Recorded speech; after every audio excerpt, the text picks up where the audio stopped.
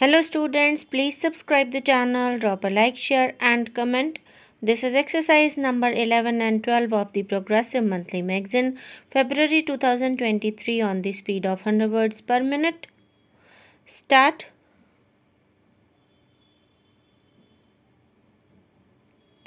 I deem it a privilege to be invited to address this joint session of the US Congress. I thank you for the invitation. I bring you the greetings and good wishes of the people of India. India and the United States have much in common that is very important to both countries. You are the world's oldest democracy, we are its largest. Our shared commitment to democratic values and processes has been a bond that has helped us transcend differences.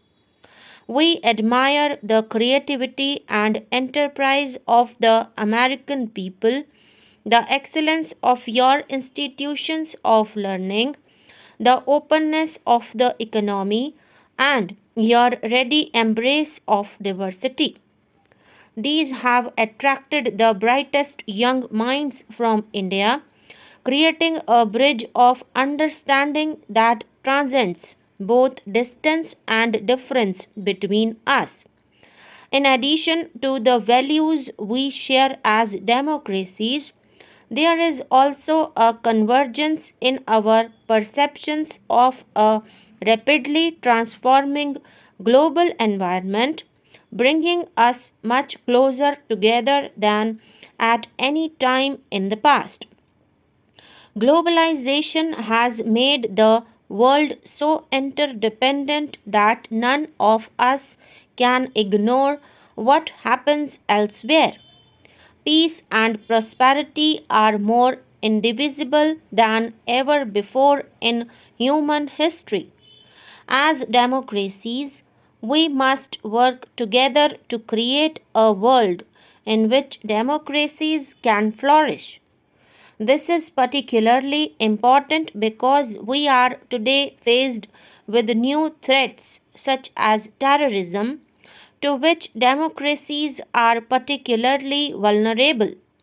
Indian democracy has been fashioned around India's civilizational ethos, which celebrates diversity. Our society today is the result of centuries of assimilation of diverse peoples and ethnic groups.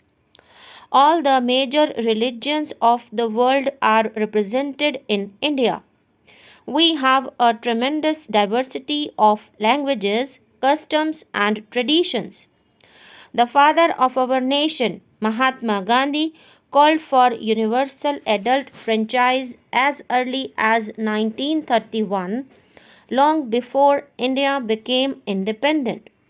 Our political leadership remained true to this commitment, and the constitution we adopted after independence enshrined democracy based on free elections and the associated principles of tolerance of dissent, freedom for political activity, protection of human rights, and the rule of law. Our first Prime Minister, Jawaharlal Nehru, addressing this very forum in 1949, acknowledged our debt to America on this score. He said that you could hear in our Constitution the echo of the great voices of the founding fathers of your republic. The real test of a democracy, how the Constitution functions on the ground.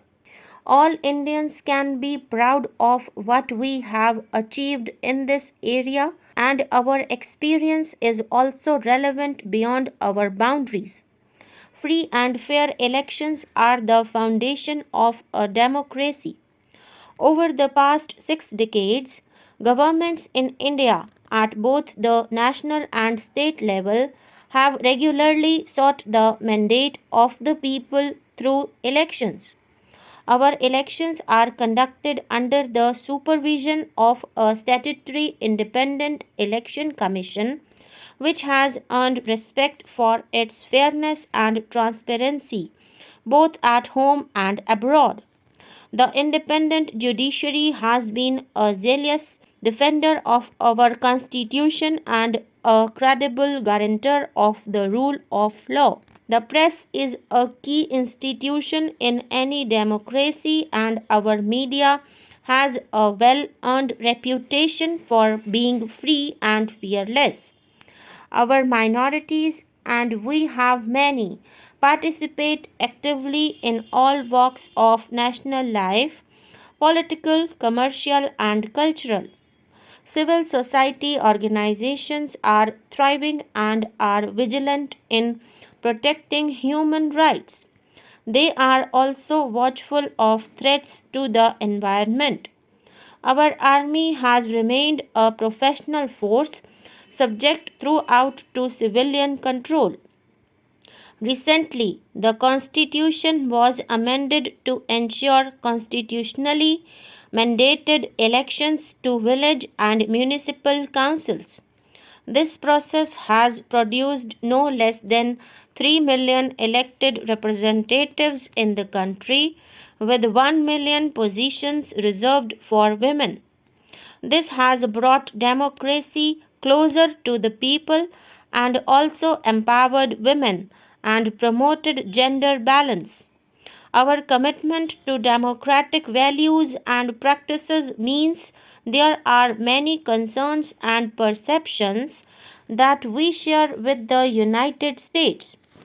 The most important common concern is the threat of terrorism. Democracy can only thrive in open and free societies.